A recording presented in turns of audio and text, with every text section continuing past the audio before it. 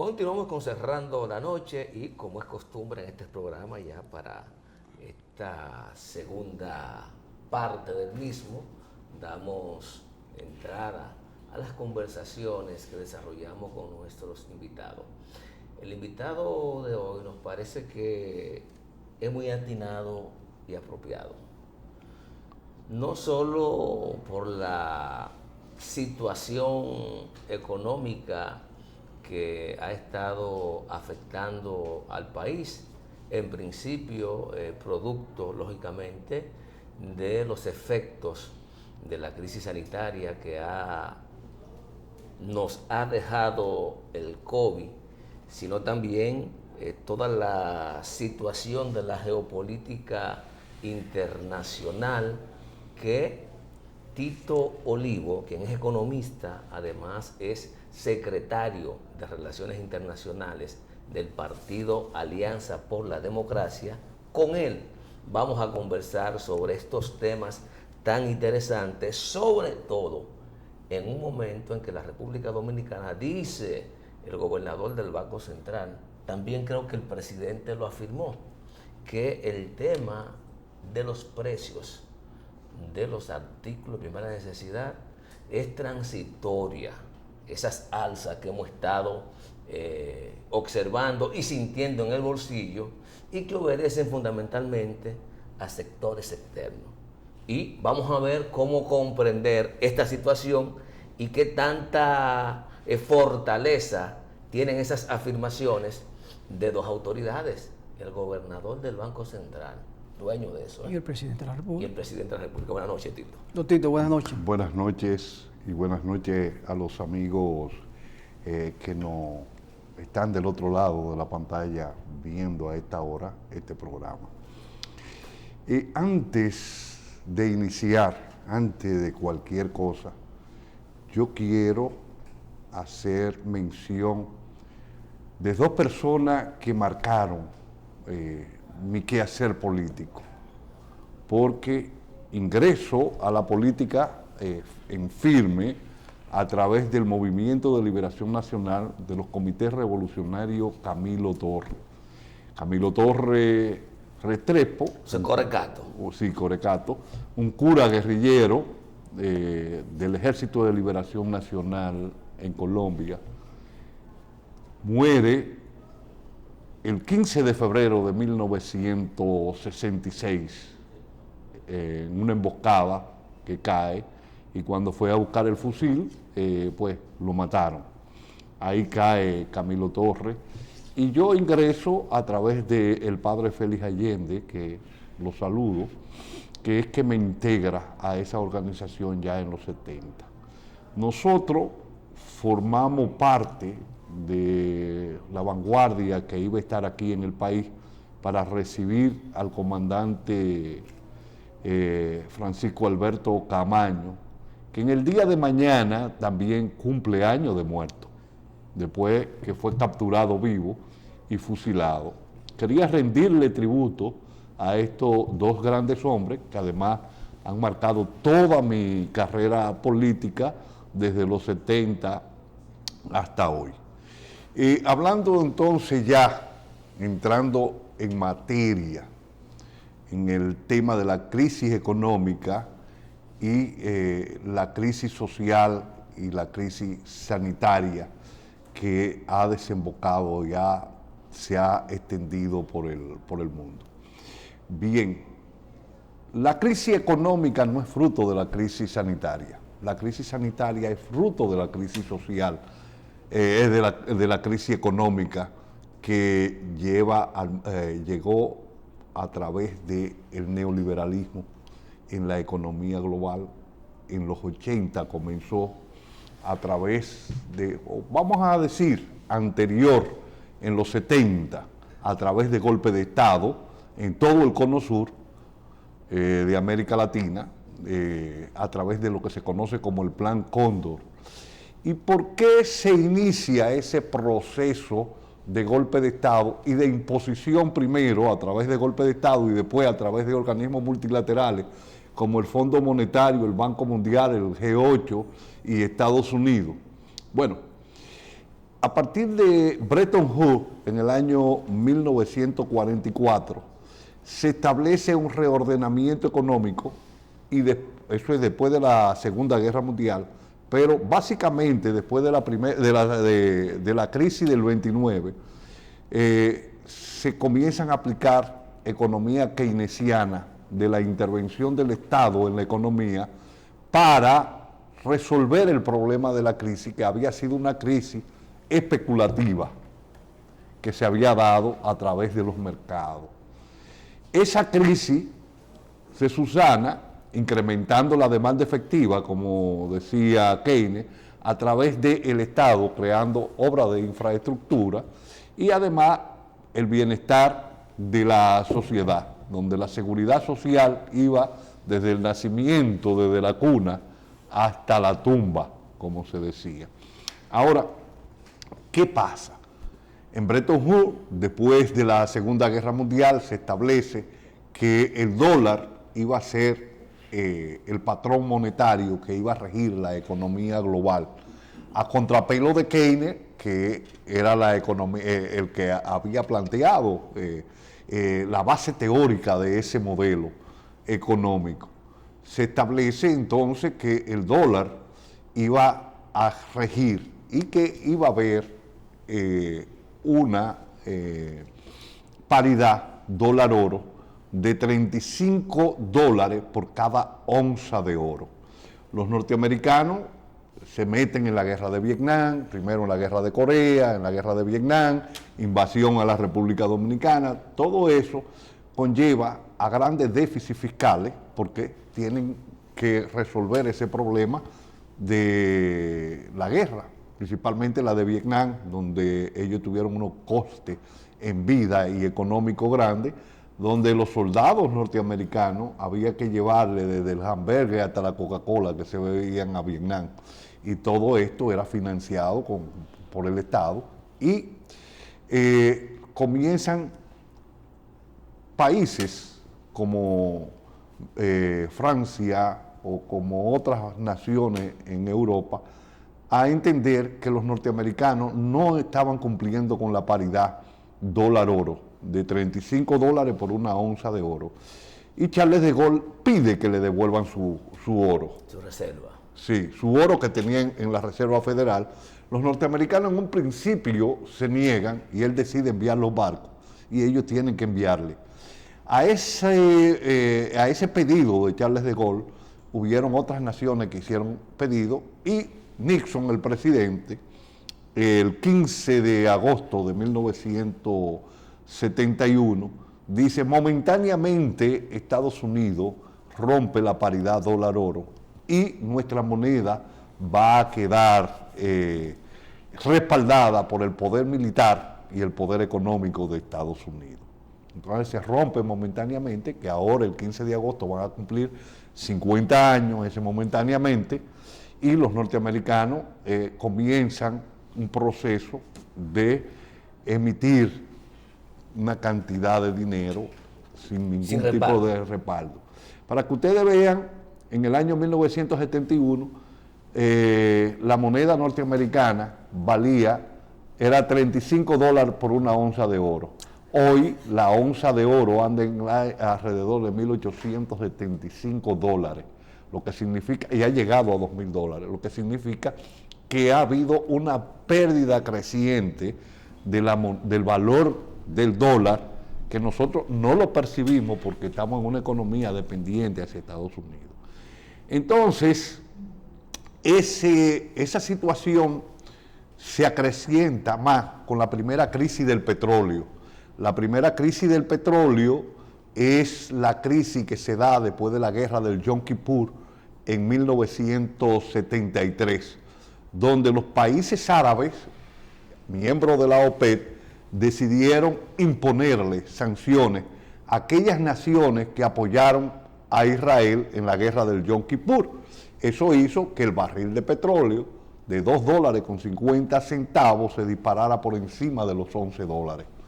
Y ese coste energético se transfiere a los costes de producción y hace que los sindicatos comiencen protestas en Estados Unidos y en Inglaterra para incrementar sus niveles de ingresos. A esta respuesta viene una respuesta contraria de Estados Unidos de resolver el problema económico que Keynes lo había resuelto por el lado de la demanda, como se conoce el modelo keynesiano, el de la demanda inducida, resolverlo por el lado de la oferta. Y es ahí donde ellos comienzan a desmontar eso. Después de esos golpes de Estado viene lo que se conoce el Consenso de Washington o el decálogo del Consenso de Washington, que son 10 medidas precisas para beneficiar el gran capital. ¿Cómo es la movilidad del capital? Número 1, o sea que el capital se puede mover, ir a aquellos lugares donde el salario es más barato. Por eso, en estas economías periféricas a las economías centrales como la de Estados Unidos, se comienzan a desarrollar lo que se conocen como zona franca, o el plan Reagan, ya en los 80. Devaluación monetaria. Anteriormente, el peso, el dólar, estaban regidas por la paridad dólar-oro, entonces comienzan, y la paridad peso-dólar, entonces comienzan a romperse esa paridad y se deja flotar el precio de la moneda. ¿Por qué? Porque con una depreciación monetaria, si tú con $100 pagabas un salario en un momento determinado, a través de ese proceso de devaluación, tú podías pagar salario y medio o 2 salarios, porque mientras tú mantenías los costes laborales fijos, entonces, y la depreciación, la devaluación iba creciendo, entonces las empresas tenían mayor facilidad. Después venía de esa situación, pues, la precarización salarial, o sea, que se da a través de la tercerización del empleo. ¿Y qué es la tercerización del empleo? Yo contrato personas fuera del contrato laboral que se hace, donde tienen una serie de costes para la empresa, como la liquidación, seguro social y una serie de cosas. Se elimina todo eso a través de la tercerización. ¿Qué es la tercerización? Empresas que se encargan de venir con un trabajo y contratar una mano de obra por ahí para venir a soldar aquí, que querían unos puntos de soldadura o querían hacer cualquier trabajo, pero es momentáneo y viene momentáneo, la empresa lo contrata, pero ya dejan de contratar esto y darle todas las cargas que se planteaba en la economía keynesiana, que era desde la cuna hasta la tumba. Don Tito, escúcheme, usted hace todo este preámbulo para significar que lo que acaba de señalar el gobernador del Banco Central y que también lo dijo el presidente de la República, de que los precios han aumentado de forma transitoria, esto es para usted querer decir, según la reseña que está haciendo histórica, hablando de Estados Unidos, de que esto se va a quedar así para siempre o pudiera variar, los precios pudieran volver a su origen otra vez. Va a ser difícil que vuelvan otra vez hacia atrás. Va a ser, te quiero decir por qué. Porque lo primero que quiero situar es que la crisis no es producto del problema sanitario, sino que lo sanitario es producto de la crisis. Y vamos ahí hasta allá. Ahora, ¿qué pasó eso? Vino la movilidad del capital y también se eliminaron una serie de restricciones que se establecieron en la ley de Glass-Steagall en el año 1933, por ahí, para enfrentar el problema de la especulación. ¿Y qué planteaba la ley de Glass-Steagall? La ley de Glass-Steagall planteaba que los bancos de segundo piso, que son los bancos de inversión como Morgan Stanley, como Lehman Brothers, que quebró, JP Morgan, esos son bancos de segundo piso, no podían invertir en los bancos de primer piso, para que el Estado no tuviera que rescatarlo y para evitar la especulación. Todo eso comenzó un proceso ya profundo en los 80, se firmaron acuerdos con el Fondo Monetario Internacional, donde la República Dominicana en abril del año 1984 creó una poblada que todavía no sabemos cuántos muertos hay.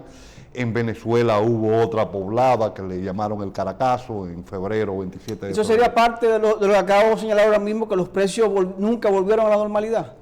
No, lo que Porque en el 84 la gente sale a la calle a protestar por una alza indiscriminada de los precios en ese momento. En los precios, ¿por qué? Porque se trata de prestigiar el capital y se pasan los impuestos, en vez de la ganancia a las empresas, impuestos que van como el ITEBI, que se conoce en otro país como el IVA, al consumo. Donde Keynes, el mismo Keynes, John Maynard Keynes decía que cuando tú grababas el consumo era el peor de los impuestos que se hacía, porque el que menos tiene paga más de impuestos que el que más tiene. Por eso vimos varios multimillonarios criticando la tumba de impuestos de Trump y decían que ellos pagaban menos que la secretaria de ellos, y que Trump estaba pagando $700 de impuestos, siendo multimillonario. ¿Y por qué se planteaba Keynes eso?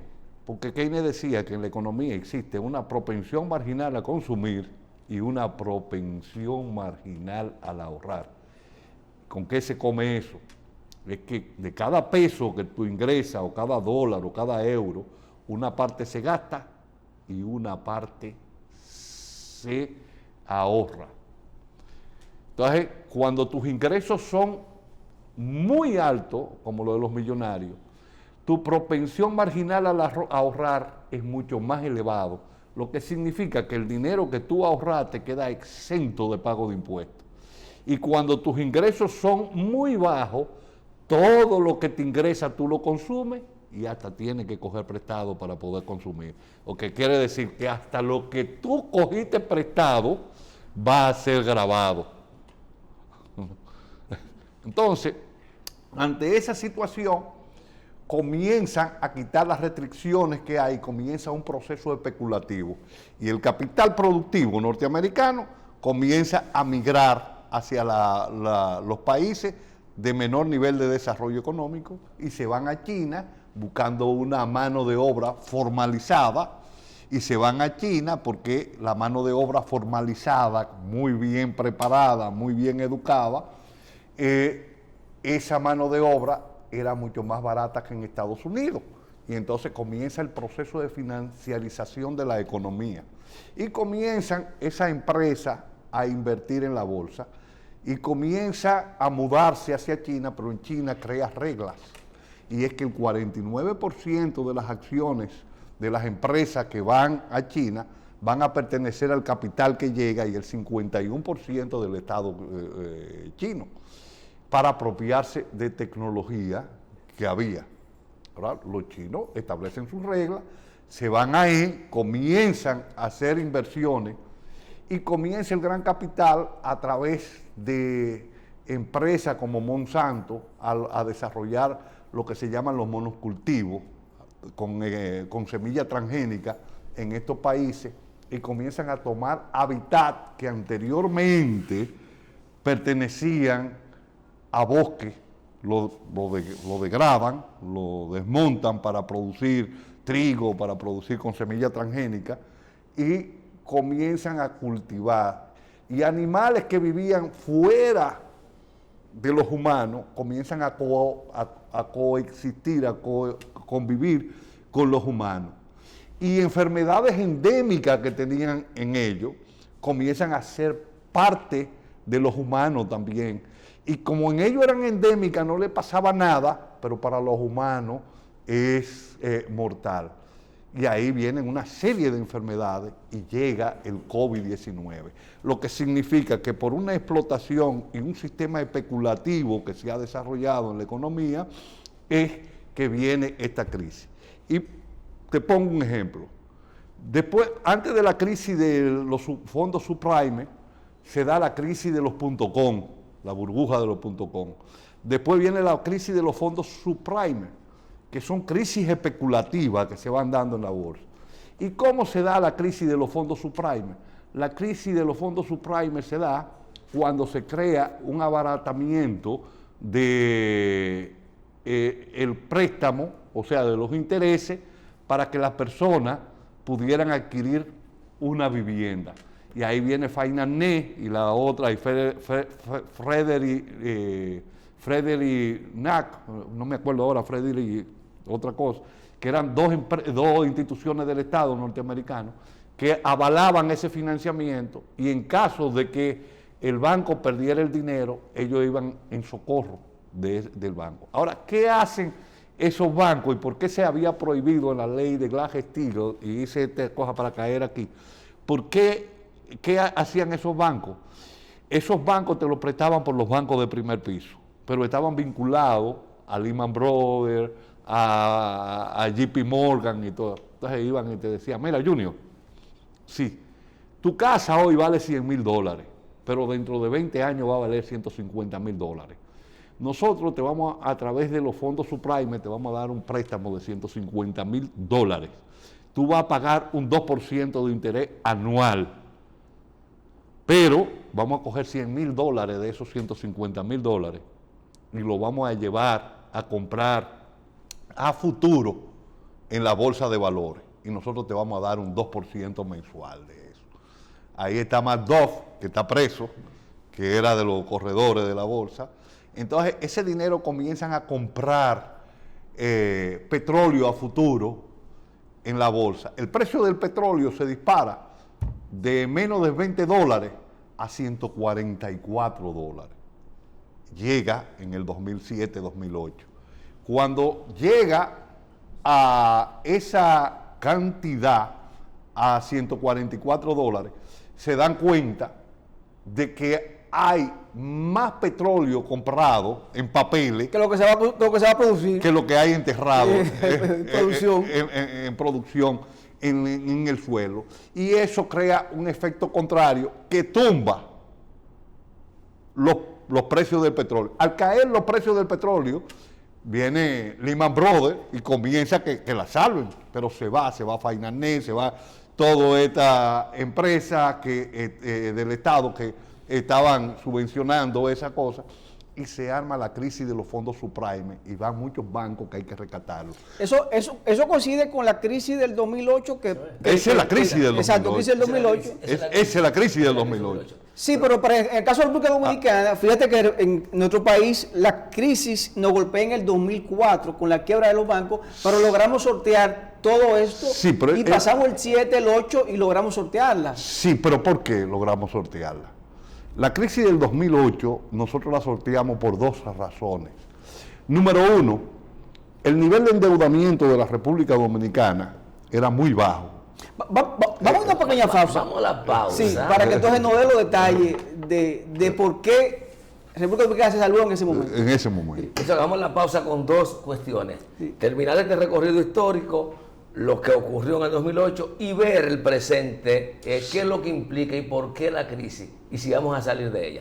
En breve continuamos con esta interesante conversación con don Tito Olivo.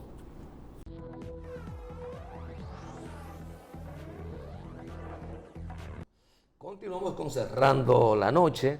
Ha habido todo un recorrido histórico de la evolución del capitalismo y cómo se ha ido engendrando la crisis actual que vive el modelo capitalista, y por ende, ¿qué sufren los ciudadanos? Porque eso es sumamente importante. Giovanni decía que la República Dominicana, la crisis bancaria, la vivió antes de que explotara la burbuja financiera mundial con todos los fondos buitres y basura, como le llaman muchos, que existían. Y decía, bueno, nosotros logramos superar la crisis. Tito va a explicar brevemente cómo aparentemente logramos sortear la crisis financiera en la República Dominicana. Bueno, decía que la tasa de endeudamiento de la República Dominicana era relativamente baja, lo que le permitía incrementar el nivel de endeudamiento y cerrar esa brecha que había en la balanza comercial, dentro de la balanza de pago, por la crisis del petróleo. Nosotros, 65% de las exportaciones totales si hubiésemos ido a pagar el petróleo directamente, teníamos que cogerlo para comprar petróleo solamente, para el combustible que consumía la República Dominicana. ¿Estás diciendo que Petrocaribe ayudó? Voy por ahí. Entonces, número uno, el nivel de endeudamiento, y número dos, Petrocaribe, que permitió con financiamiento a largo plazo a una tasa de interés del 1% para pagarlo los 2 primeros años de gracia y pagarlo a 20 años. O sea, después a 20 años, 30 años, el financiamiento de Petrocaribe y pagarlo con productos nacionales, que no tuviéramos que pagarlo con divisa. Esa parte ayudó a mantener un equilibrio en la economía.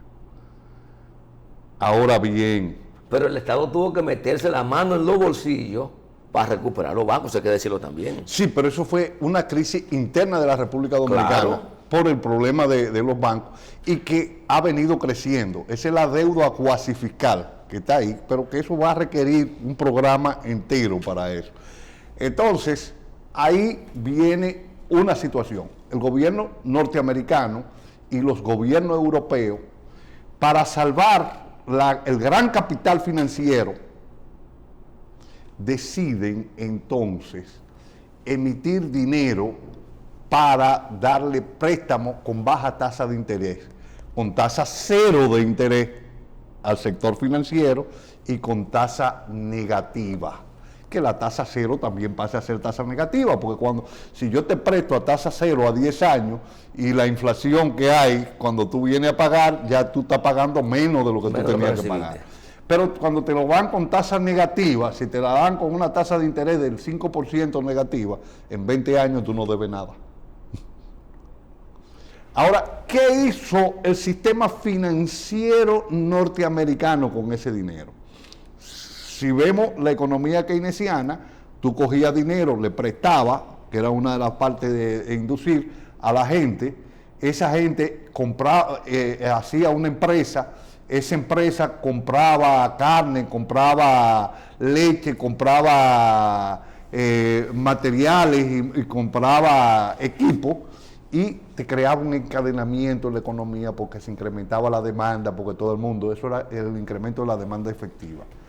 Pero este dinero que se le daba al sector financiero norteamericano no iba al sector productivo de la economía, sino que se iba a la bolsa para ellos comprar acciones de las mismas empresas de ellos y así subirla y tener ganancia en la bolsa sin tener que producir nada. Entonces comienza un proceso especulativo donde la bolsa crece y la economía comienza a caer. Entonces son dos procesos inversos. Tú dices, bueno, pero el Producto Bruto Interno de Estados Unidos se reduce, viene creciendo un 2%, pero los máximos históricos de la bolsa son los que vienen normando la economía. Y esto es fruto de ese sistema especulativo que arrasa a esta economía especulativa. Ahora, ¿qué se da con la crisis sanitaria y con la crisis económica que se presentó a partir del 2020? Bueno, se agudiza la crisis económica que venía y se da un choque de crisis de oferta y crisis de demanda. ¿Y por qué crisis de oferta? Se da, el coronavirus llega en el sitio que era la fábrica del mundo en ese momento, porque el capital, como lo dijimos, norteamericano, y por eso quise situar, se va hacia China, principalmente para Wuhan, donde aparece el coronavirus, y de ahí se riega. Entonces China se cierra, no hay oferta, cae la oferta, y al caer la oferta... Se cae la producción. Se cae la oferta, que es la producción. No hay oferta de nada. Hay un choque por falta de oferta. Los barcos no comienzan a transitar. El petróleo por primera vez cae a tasa negativa. Cayó en abril a menos $16. O sea que tú ibas a comprar y si te llevas ese barril te doy $16 para que te lo lleves. Y comienza un choque de oferta, pero a la vez también se da un choque de demanda. ¿Por qué? Porque la gente se encierra en la casa, la gente no comienza a consumir y comienzan a caer los precios. Y no comienza a viajar, el turismo se cae. Y naciones como la República Dominicana, que son dependientes del turismo, que pasa de una economía agroindustrial en la década del 70, hacer una economía basada en los servicios, turismo, zona franca y remesa, entonces la República Dominicana se resiente por el lado del turismo. Se comienzan medidas para tratar de resolver ese problema. Ahora, ¿qué está pasando? Al incrementarse la demanda, comienzan los precios del petróleo a subir, pero comienzan a restringirlo. ¿Qué pasa? La OPEP decide, con Rusia, más Rusia, México y un grupo de naciones que es OPEP más, que no son miembros de la OPEP, pero que sí se rigen, a restringir la producción de petróleo. La producción de petróleo, hoy el Brent está como a 61, 62 dólares el barril, había estado a menos 16, había estado por los 30, 40 dólares el barril, y eso conlleva a que los costes de producción comiencen a subir, porque todo lleva petróleo. Y al todo llevar petróleo, no solamente la electricidad, sino el transporte, la producción de bienes agrícolas. ¿Por qué? Porque tú tienes abonos químicos que vienen con base de petróleo. Todo eso te incrementa los precios. Entonces ya vemos qué está presionando el incremento de precios. Antes de que se acabe el programa, ¿qué podemos hacer en lo interno para garantizar accesibilidad y la seguridad alimentaria de los dominicanos? Vamos a lo concreto. Nosotros, ¿qué podemos hacer? Romper con el tipo de economía dependiente de combustibles fósiles, como es el petróleo, irnos a lo que se conoce como economía verde, economía azul, que producir nosotros nuestra energía a partir del sol, del agua, del viento, Tito, hidrógeno verde. Yo creo que eso como estratégico, muy bien. Eso es igual que me digan que ahora para enfrentar los precios estamos creando, por un lado, un gabinete de agrícola, que estamos impulsando otras iniciativas, pero ¿cómo vamos a lograr en lo inmediato? Porque hay cosas que no esperan a que hagamos la reconversión. No, pero hay cosas que tienen que ver con el cambio del modelo, pero hay otras que dentro del modelo hay que hacer para que la gente viva. Es que tú tienes que dar esos pasos inicial. Y por ejemplo, Uruguay en el año 2016 tenía el 96% de energía renovable. Costa Rica tiene prácticamente el 100% de energía renovable, que han ido, son países pequeños. Entonces tú tienes que hacer dos cosas, ahora mismo, dos cosas. Financiar la producción del campo, cueste lo que cueste, financiar la producción del campo. Anteriormente, en nuestro campo, cuando yo era muchacho, no creo que cuando ustedes lo eran, pero cuando yo era muchacho, te cultivaban el maíz, te producían el maní, sorgo. El aceite para maní, de maní se lo producían, te producían el sorgo para el alimento de los pollos. Todo eso se rompió cuando vino el modelo neoliberal, que vinieron a través de la PL 480, nos traían crédito y nos daban financiamiento con aceite, con trigo, y entonces quebraron el campo. Entonces nosotros tenemos que recuperar el campo. ¿Y cómo se recupera el campo? Con inversión. Pero nosotros también tenemos que ir a reducir los costes de transporte y los costes energéticos. Nosotros tenemos la energía más cara del área. Nosotros tenemos la energía más cara, no solamente la eléctrica, sino también del transporte. Y miren, el coste de un furgón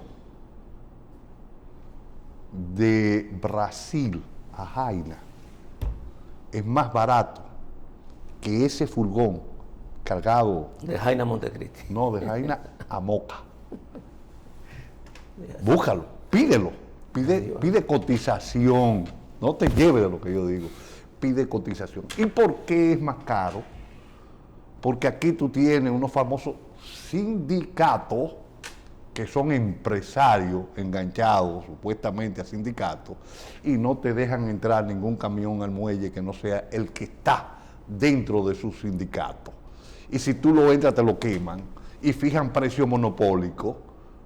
Pero así como esos llamados sindicatos te fijan precio monopólico, hay unos santos varones del sistema energético que a través de una reforma del sistema energético, cuando había déficit de 200 millones de pesos al año, dijeron que eso era demasiado y que se iba a ir a la privatización y que se le iba a dar al sector privado, y que se creó una ley que decía que cuando hubiera apagones, la ley 125, ellos tenían que pagar. Ellos nunca pagaron apagones, se le entregó la mitad, se le entregó todas las plantas, comenzaron a monopolizar y tienen una factura eléctrica de la más cara porque ellos fijan precios monopólicos. El precio debió ser a partir de los costes mínimos, o sea, del que tenga menor coste, y aquí los precios se están fijando con las que tienen mayor coste, lo que significa que el consumidor está pagando un precio exageradamente caro. Pero tú tienes pérdida de 35%, un 30% en las redes. Pero con Punta Catalina eso no se iba a acabar. Punta Catalina iba a llegar, iba a hacer la salvación. Punta Catalina es el robo más grande. El día que se investigue a Punta Catalina de pe a pa, ahí va a caer todo el mundo preso, desde los Vicini que pusieron los terrenos ahí, hasta Danilo Medina, que fue el que llevó Tito, nos dicen que se acabó el programa por el día de hoy. Lamentablemente el tiempo es implacable en televisión y hemos llegado al final. Señores, vamos a agradecer a don Tito Olivo al haber estado con nosotros. La verdad que es grato conversar con personas que tienen mucha información en la cabeza, y yo sé que a ustedes, amigos televidentes, les fue de mucho agrado esta conversación. Don Tito, gracias. El placer es mío. Señores, gracias a don Tito Olivo y a ustedes, gracias por la sintonía. Mañana nos volveremos a reencontrar aquí en este su espacio, Cerrando la Noche. Hasta mañana.